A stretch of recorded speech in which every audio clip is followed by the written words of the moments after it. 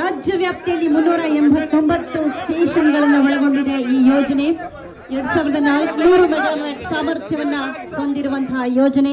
ಒಟ್ಟು 6,32,794 ಪಂಪ್ ಸೆಟ್ಗಳಿಗೆ ಅನುಕೂಲವಾಗಲಿದೆ. ಲೋಕಾರ್ಪಣೆಯಾಗುತ್ತಿದೆ ಸನ್ಮಾನ್ಯ ಮುಖ್ಯಮಂತ್ರಿಗಳ ಅಮೃತ ಹಸ್ತದಿಂದ.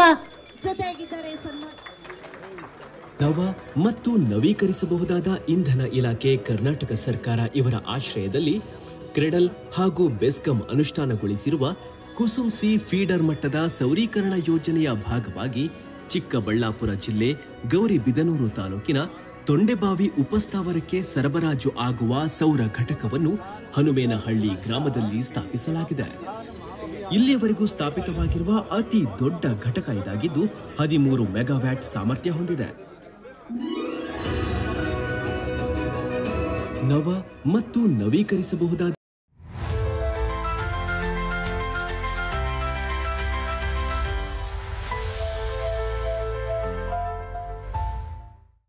ಇಂಧನ ಇಲಾಖೆ ಕರ್ನಾಟಕ ಸರ್ಕಾರ ಇವರ ಆಶ್ರಯದಲ್ಲಿ ಕ್ರೆಡಲ್ ಹಾಗೂ ಬೆಸ್ಕಾಂ ಅನುಷ್ಠಾನಗೊಳಿಸಿರುವ ಕುಸುಮ್ ಸಿ ಫೀಡರ್ ಮಟ್ಟದ ಸೌರೀಕರಣ ಯೋಜನೆಯ ಭಾಗವಾಗಿ ಚಿಕ್ಕಬಳ್ಳಾಪುರ ಜಿಲ್ಲೆ ಗೌರಿಬಿದನೂರು ತಾಲೂಕಿನ 1078 ಮೆಗಾವ್ಯಾಟ್ ಸಾಮರ್ಥ್ಯದ 691 ಫೀಡರ್ಗಳು ಒಟ್ಟು 2,61,203 ಪಂಪ್ ಸೆಟ್ಗಳಿಗೆ ಅನುಕೂಲವಾಗಲಿದೆ ಈ ಯೋಜನೆಯಿಂದ.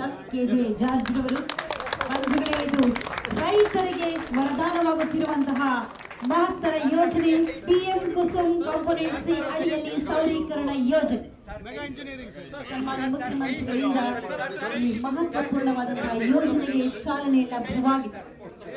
ಜೊತೆಯಾಗಿದ್ದಾರೆ ಮಾನ್ಯ ಸಚಿವರಾದ ಎಂ.ಸಿ. ಸುಧಾಕರ್ ಅವರು, ಮಾನ್ಯ ಶಾಸಕರಾದ ಶ್ರೀ ಹಾಗೆ ಅನೇಕ ಗಣ್ಯಮಾನ್ಯರ ಸಮ್ಮುಖದಲ್ಲಿ ಸಾಕ್ಷಿಯಲ್ಲಿ ರೈತ ಪರವಾಗಿರುವಂತಹ, ರೈತರ ಹಿತ ಕಾಯುವಂತಹ, ರೈತರನ್ನ ರಕ್ಷಿಸುವಂತಹ ಯೋಜನೆ ಪ್ರಧಾನಮಂತ್ರಿ ಕುಸುಮ್ ಕಾಂಪೋನೆಂಟ್ ಸಿ ಅಡಿಯಲ್ಲಿ ಸೌರೀಕರಣ ಯೋಜನೆ.